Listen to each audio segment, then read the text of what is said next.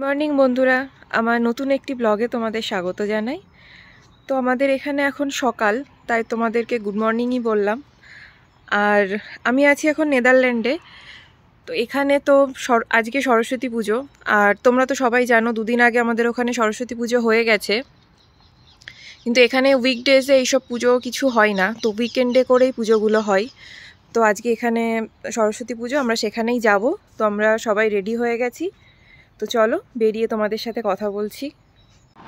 আমরা রেডি হয়ে বেরিয়েও পড়েছি, আর এখান থেকে আমাদের যেতে হবে বাসে। আর এই যে আমরা তিনজনে রেডি হয়ে এখন দাঁড়িয়ে আছি বাসের জন্য। আর এই যে কথা বলতে বলতে এখন বাসও চলে এসছে। আর এখানে আসার পরে এটাই আমার প্রথম কোনো বাঙালি অনুষ্ঠান। তো প্রথমে তো ভেবেছিলাম এখানে হয়তো এরকম কোনো অনুষ্ঠানই হয় না। তো আসার পর শুনলাম না, এখানে এরকম অনেক কমিউনিটি আছে যেগুলোতে তারা এরকমভাবে পুজো, নববর্ষ, হোলি এগুলো অর্গানাইজ করে থাকে। তো আমি এটা দেখার জন্য তো ভীষণই এক্সাইটেড ছিলাম যে এখানে কিভাবে এই সমস্ত অনুষ্ঠানগুলো সেলিব্রেট করা হয়। তো এইসব কথা বলতে বলতে ফাইনালি আমরা পৌঁছেও গেছি আমাদের আজকের গন্তব্য এখানেই। তো এখানেই আজকে এই পুজোটা হচ্ছে। এখানে বাইরে তো ভীষণ ঠান্ডা, আর যেহেতু খুব হাওয়া হয় সেজন্য কোনো অনুষ্ঠানই এখানে খোলা জায়গায় করা যায় না। এখানে এই সমস্ত বাঙালি অনুষ্ঠানগুলোতে টিকিটের সিস্টেম রয়েছে। এখানে আসতে হলে আগে থেকে টিকিট কেটে রাখতে হয়। আজকে এখানে টিকিট ছিল এই 20 ইউরো, মানেই ধরো প্রায় 1800 টাকার মতো। তা আমরা এখানে এসে দেখছি প্রচুর লোকজনও চলে এসছে।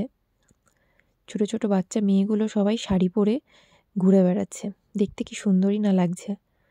অনেকে আবার এখানে হাতে খড়িও দিচ্ছে। আর এই যে ঠাকুরটা কি সুন্দর করে সাজানো হয়েছে, তাই না? এখানে পুজো শেষ হয়ে গেছে, একটু পরে এখানে পুষ্পাঞ্জলি শুরু হবে। চারিদিকে দেখে মনেই হচ্ছে না যে আমরা বাড়ি থেকে এতটা দূরে রয়েছি। দেখে মনে হচ্ছে নিজের বাড়িতেই যেন অঞ্জলি দিচ্ছি। আর এই যে এখন অঞ্জলি দেওয়ার জন্য হাতে ফুল নিয়ে ঠাকুরের সামনে দাঁড়িয়ে পড়েছি। ओम सरस्वत्याय नमो नित्यं भद्रकालाय नमो नमः वेदांत वेदांग विद्यास्तः नेभयो एव च एषो सचन्दन पुष्पाञ्जलि ओम सरस्वत्याय नमः। পুজো শেষ হয়ে গেছে, এবার ঠাকুর প্রণাম করে আমরা চলে গেলাম পুজোর প্রসাদ নিতে। পাশে একটা জায়গা থেকে প্লেটে প্রসাদ তুলে সেখান থেকেই সবাইকে সার্ভ করা হচ্ছে। এই যে এখান থেকে প্রসাদ নিয়ে আমরা এবার চারিদিকটা একটু ঘুরে দেখলাম। তারপর প্রসাদ খেয়ে একটু গল্পগুজব করে আমরা সোজা চলে গেলাম দুপুরের পেট পুজো করার জন্য। অনেকে তো আবার খাওয়াও শুরু করে দিয়েছে, আর সামনে বেশ অনেক লাইনও পড়ে গেছে পুজোর প্রসাদ নেওয়ার জন্য। তো আজকের মেনুতে ছিল খিচুড়ি, লাবড়া, বেগুন ভাজা, চাটনি, পাঁপড় আর মিষ্টি। আমরাও একটা প্লেটে খাবার নিয়ে সোজা টেবিলে এসে বসে পড়েছি খাবার জন্য। আর খাবারগুলো খেতে খুব সুন্দরও হয়েছিল। এইভাবেই পুজো, অঞ্জলি, খাওয়া দাওয়া, হই হুল্লোড়, গল্পগুজবের মধ্যে দিয়ে আজকের সরস্বতী পুজোর দিনটা কেটে গেল। আর আমার এই ভিডিওটা তোমাদের কেমন লাগলো অবশ্যই আমাকে কমেন্ট করে জানিও।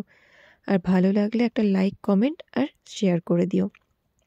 আর তোমাদের এবার সরস্বতী পুজোটা কেমন কেটেছে আমাকে কমেন্ট করে জানিও। সবাই ভালো থেকো, টাটা।